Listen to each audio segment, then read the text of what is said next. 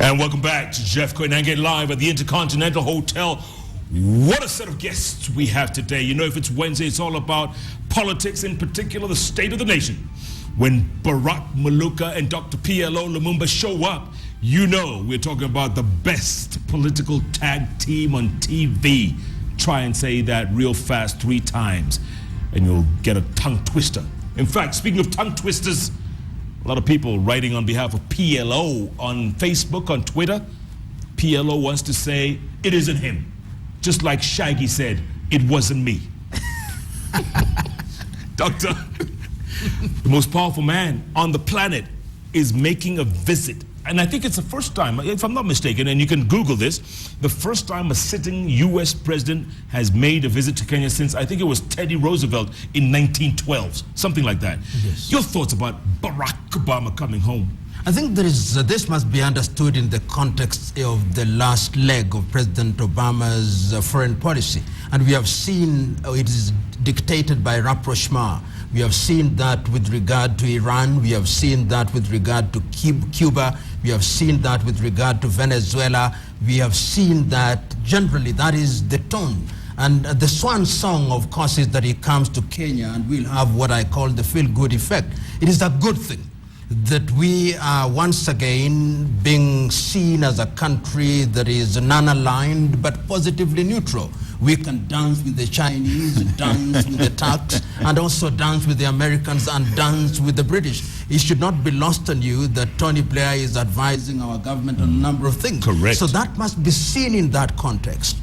And once one sees it in that context, one understands that even from Barack Obama's own perspective, there is a sense in which it was expected that having come here when he was before he was a senator, when he was a senator, it would be impolitic for him to leave office without coming to what we call his home in order to have us say bye-bye as you go out to write your memoirs. Yeah, but Barrack, at the same time, this is the same administration that said choices have consequences. And let's face it, one half of the Jubilee team is out of the ICC. They've been, you know, the case is all but dead. The other half, it's not over yet. Choices have consequences. What does that mean? You see, first of all, it's wrong for PLO to mislead us by suggesting that we are non-aligned and positively neutral, because we know that that is a myth which we have carried over from the Cold War era, that we were never non-aligned and we were never positively neutral, that we were always aligned, the mascots. We were the poodles of the West, which we have remained. In recent times, we have been behaving like jilted lovers. Okay? So the lover is coming back, saying, never mind, we can still continue to work together. Okay? Of course, we see a lot of China here, and we know why there's a lot of China. Part of it was what you may call rebound. And you know, rebounds don't last long. You're eventually going to go back to your first love. Okay, that one is number one. Number two, it's also true that we still have got part of the people who are taken to the ICC. Within the ICC, we have seen how they are trying to use it. If I may divagate a little bit, that you see the ICC has been a good harbinger of good fortune for Deputy President William Ruto. For all its adverse effects, it propelled him into power.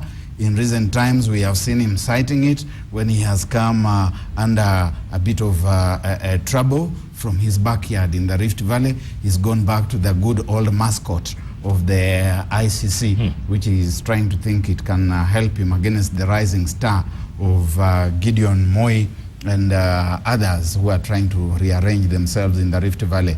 We will see where that will go. But when President Obama comes here, it's going to be interesting to see how the visit is going to be choreographed in terms of things like photo opportunities.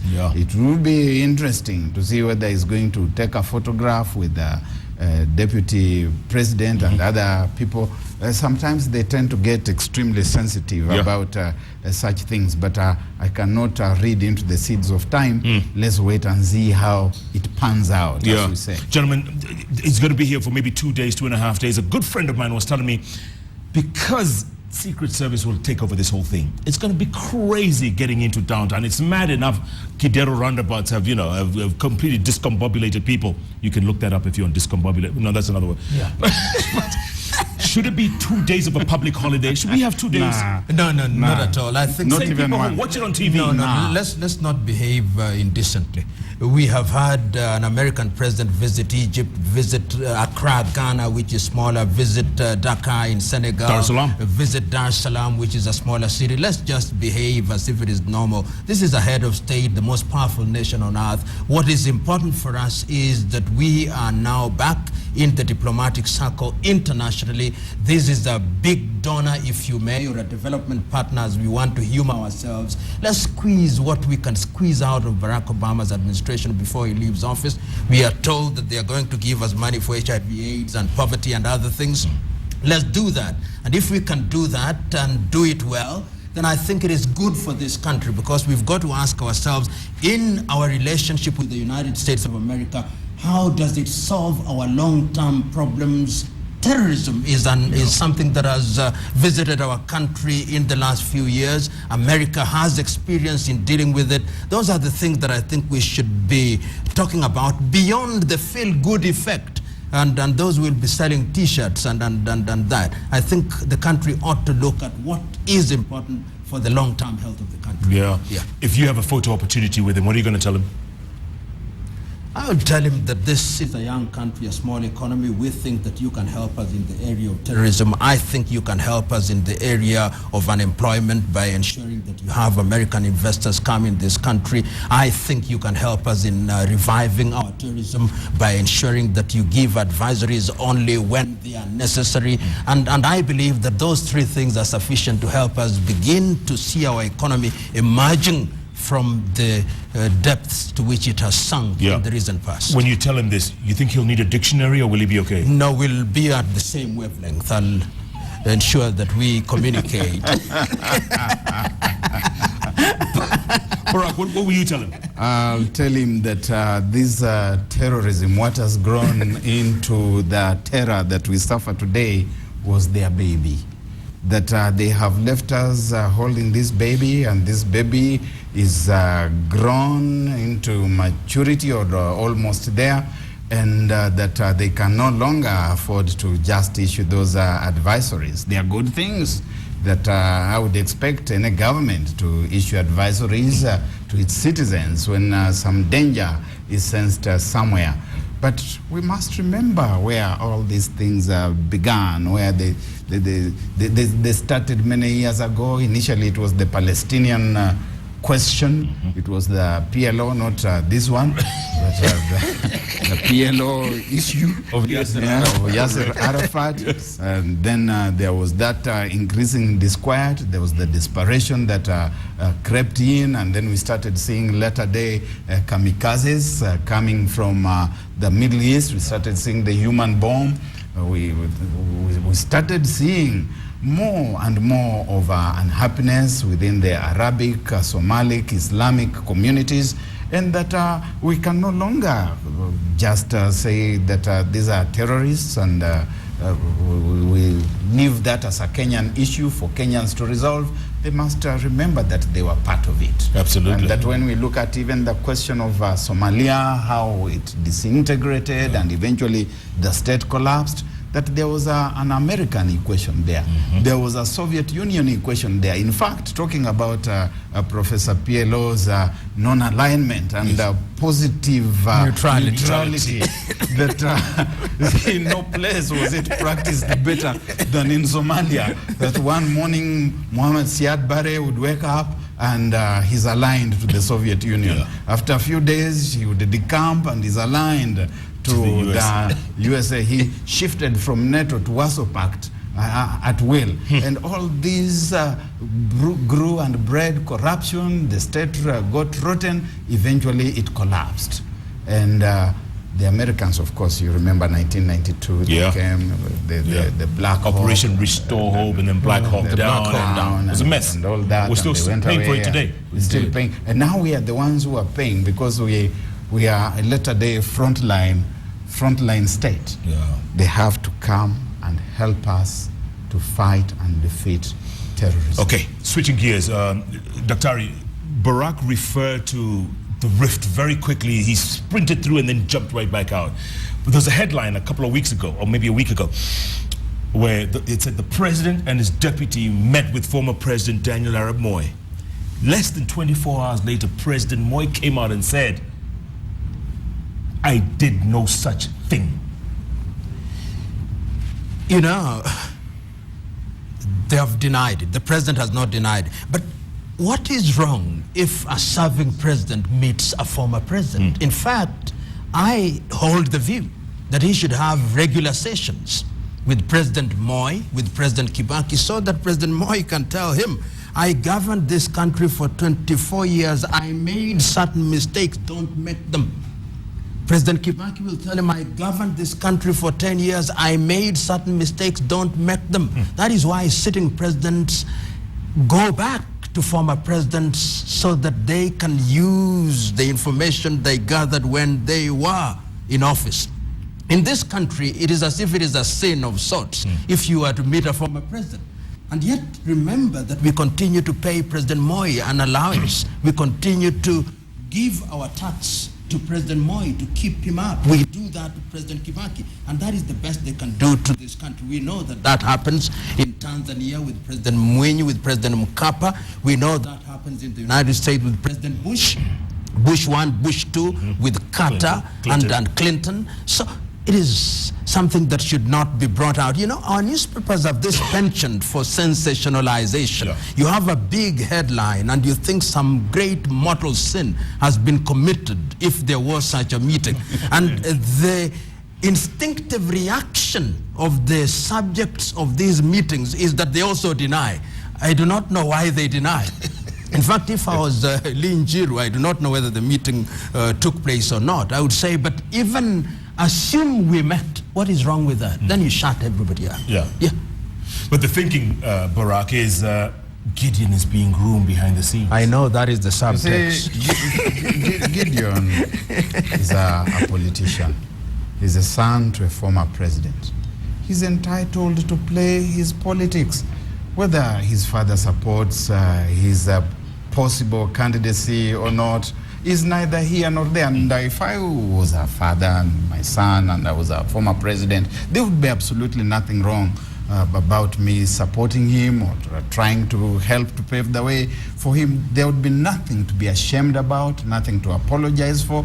And that would also not deny me the opportunity to give counsel to a sitting president if he saw the need and wish for me to give advice. You see that there's Jeb Bush in the United States. We have heard that name keeps coming up every so often. We have got the Bush family.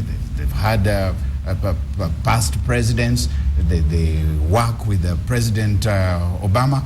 That doesn't stop them from also helping one of the members of their family, Jeb Bush, to nurture and nurse his presidential ambitions. So there's nothing to feel apologetic about. There's nothing to sensationalize. And I do agree completely with the PLO here that we are sensationalizing this thing. And if I were Gideon Moi and I wanted to become president, why not? If the son of Jomo can become president, why should the son of Arap Moi also nurse ambitions of becoming president? If you're a football player today, there's every likelihood that your son will play. I used to play for my high school team, and I think my sons have also played for their schools. Were you any good? No, I doubt. One day I scored. One day. Yeah, one day I scored. Like just Emanuela 11. Gentlemen, moving forward, what does the president need to do now? He's cracked the whip the last couple of weeks straight. Where does he go from here? He's got the momentum on his side. I mean, even at the Devolution Conference, you saw him dancing with former Prime Minister Raila Odinga on stage. This man seems to have momentum on his side. The crowds that greeted him in Kisumu City, huge crowds. What does he do now with PLO? My own view is, and we've said this before, President Kenyatta is now sitting firmly on the saddle. There are few things that he ought to attend to firmly and swiftly. The fight against corruption. And there is a sense in which he has already drawn the line in the sand. There's 60 days. I hope he has an end game. After 60 days, what happened? We have already seen that some of the individuals mentioned are already off radar. My only hope is that we don't see a trooping back into cabinet, a trooping back into office by these individuals. People must either be held criminally culpable or politically accountable. And if he does that and continues that momentum, that is a good thing. The fight against terrorism, we already have seen that certain efforts are being made. We've been listening to General Kaiseri. We have seen the appointments into office of individuals with a military background. I hope that is sending a very clear message. We have seen the recent meeting only last week in Bahir Dar in Ethiopia. We have seen the meeting in Amman, Jordan. And I know that he's going to the United States. That has already been announced. I believe that that is a clear indication that the fight against terrorism is also being attended to.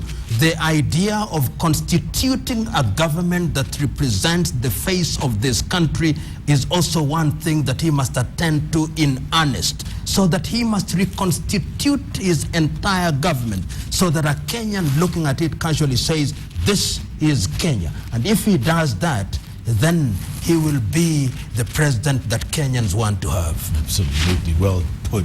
Barrack, your thoughts? The next 18 months are going to very significantly determine the re-electability of President Uhuru Muigai Kenyatta, one way or the other.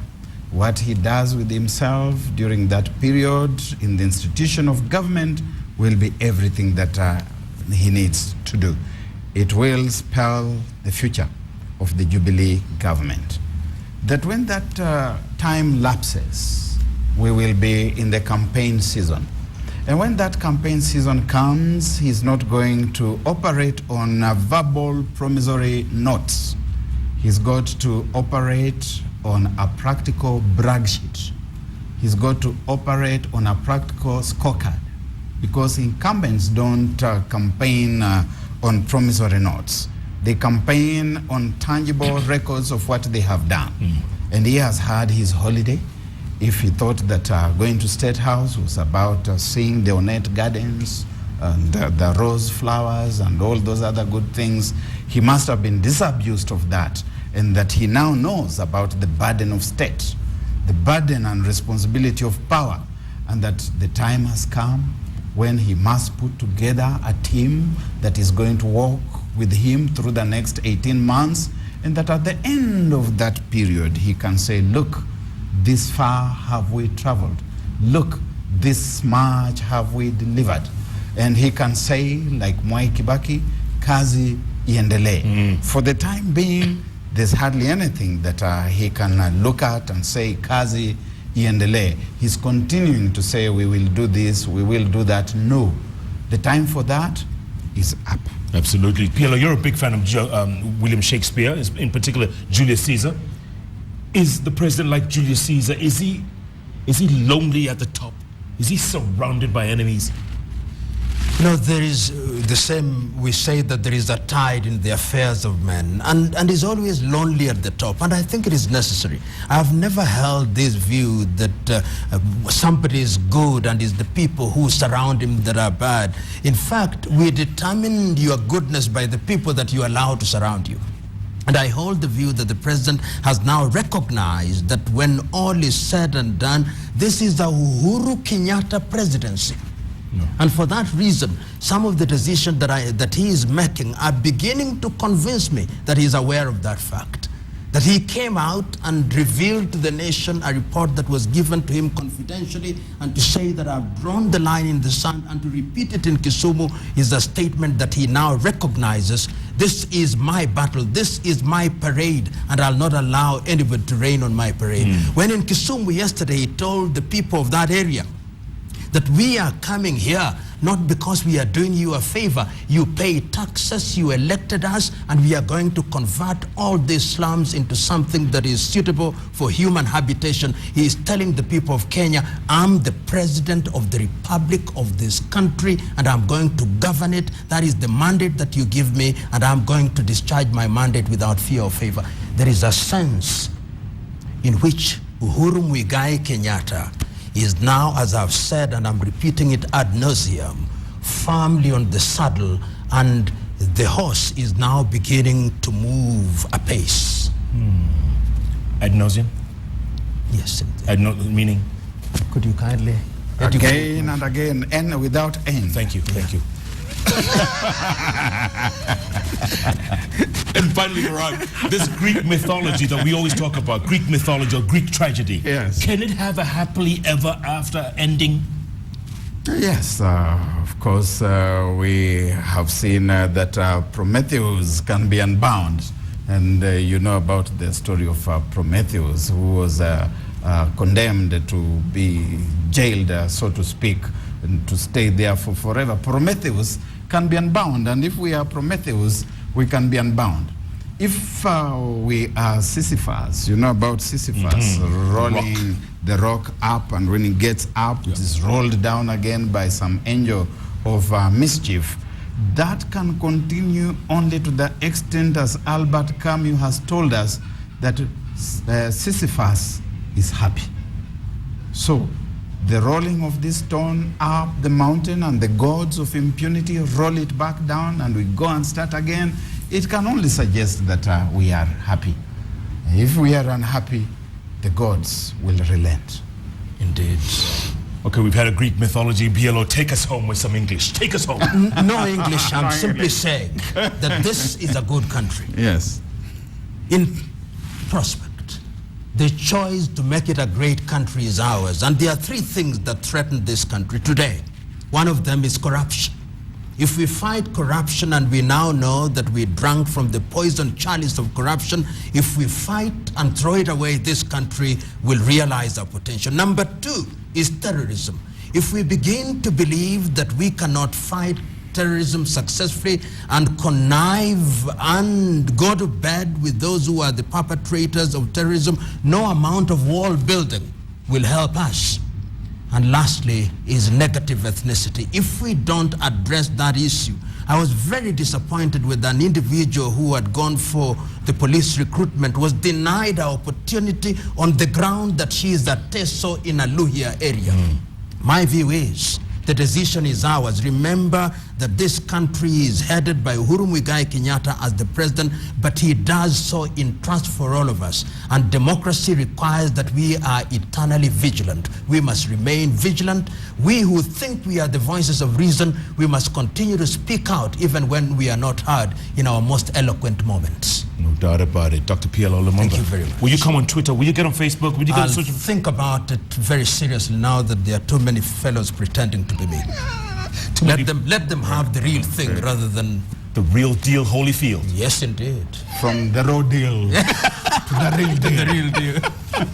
Greet the Emmanuelians for us. Very good. And I bring greetings from Emmanuelia. They told me to say hello to the people of the Nairobi. diaspora. Yes, the diaspora. You identify as a part of a missing link. Gentlemen, always good to see the best political tag team on TV. Thanks so much for your insights. Let's do it again sometime. Thank you. The best political tag team on TV, I keep saying over and over again. And once a month, we're going to try it. You know, they're busy guys. I can only get them maybe once a month or so. But it's great when they come on because they share their insights and they sprinkle it with some Greek mythology and some Shakespeare and some amazing English, which I'm going to have to look up for the next week or so. It's going to be a headache, but it's good. They teach us, they keep us sane and on the right path. That's what Wednesdays are about, especially when you talk about the state of the nation. Tomorrow night, right here on JKL, it's going to be a treat and a laugh a minute. The staff, the cast of Jamani, including Shaniqua, who's a man, Kelvin Wangi, Jeffrey Omondi, and Romwood Ndar. They're gonna be on the set. Jeff Joyma, whatever he calls himself, meets the real deal, you know, the original, like PLO, parodies. It's going to be a laugh a minute. It's going to be great. Join us tomorrow night, same place, same time, right here on Kenya's television network, KTN. Thanks so much for joining us. Good night. Good luck. Thank you, sir. Good night.